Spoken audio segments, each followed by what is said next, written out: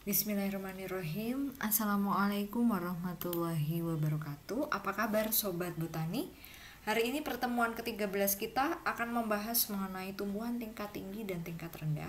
Kan kita bagi part pertama kita minggu ini. Topik ke-13 akan membahas mengenai tumbuhan tingkat tinggi terlebih dahulu. Dan insya Allah minggu depan kita lanjutkan tumbuhan tingkat rendah.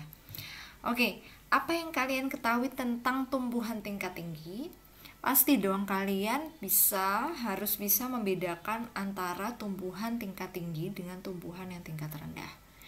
Kita mulai dulu tumbuhan tingkat tinggi. Apa yang membedakan atau dasar utama dari tanaman atau tumbuhan tingkat tinggi? Yang jelas tumbuhan tingkat tinggi harus punya akar, batang, daun sejati, buah, dan bunga. Ya, 5 item ini penting untuk tumbuhan tingkat tinggi. Apabila tidak ada salah satu di antara 5 tersebut, maka tidak bisa dikatakan tumbuhan tingkat tinggi. Nah, tumbuhan tingkat tinggi juga dibagi ke dalam tumbuhan yang berpembuluh dan tumbuhan yang tidak berpembuluh.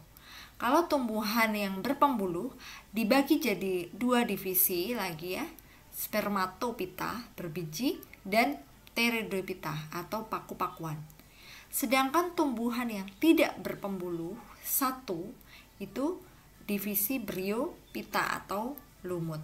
Nah, kita akan bahas satu-satu ya tentang tumbuhan berpembuluh.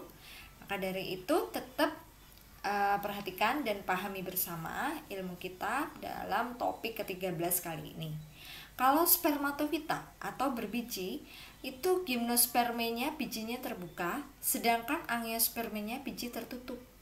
Sedangkan berbeda dengan spermatofita, pteridopita atau paku-pakuan dari divisi hepatofita atau lumut hati, divisi anthoxerophyta atau lumut tanduk, dan divisi bryopita atau lumut daun.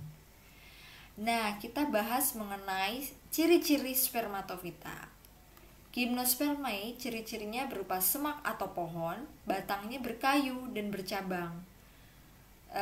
Biji tidak berada di dalam buah, tidak punya bunga, kelaminnya tunggal, penyerbukan dengan oligogami, dan daunnya umumnya berupa daun jarum atau sisik yang lebar. Sedangkan angiospermae ciri-cirinya bakal biji diselubungi dengan badan yang berasal dari daun buah, punya bunga, batang berkayu dan bercabang, daunnya lebar, tunggal, dan majemuk, serta pertulangan daun beragam. Nah, spermatofita itu dikelompokkan lagi jadi beberapa kelas. Kalau gimnospermae dibagi jadi 4 kelas. Ada Cisadinae, Pakis, Coniferinae, Pinus, Gnetinae, Melinjo, dan Ginkgoinae, Ginger ya. Angiospermae dibagi jadi 2 kelas, monokotil dan dikotiledon. Baik, sekarang kita bahas ciri-ciri masih dengan pteridopita. Itu punya akar, batang, daun yang sebenarnya, punya pembuluh angkut, sifatnya autotrof sebagai saprofit dan lainnya epifit, sedangkan punya daun tropofil dan daun sporofil, serta fase sporofit lebih dominan dari fase gametofit. Baik, kita masih ke pteridopita, divisi xylophyta, paku purba atau paku telanjang, divisi lycophyta, paku kawat, divisi sphenophyta atau equisetophyta, paku ekor kuda, dan divisi pteridopita atau polypodiophyta atau paku sejati. Wah, banyak sekali ya, berarti harus kalian hafalkan satu persatu. Dan yang terakhir, untuk yang tidak berpembuluh ada salah satu divisi yaitu bryophyta atau lumut-lumutan. Cirinya dia punya 2 siklus hidup. Habitatnya di tempat lembab atau teduh. Fase gametofit lebih dominan dari fase sporofit dan warnanya hijau karena terdapat klorofil.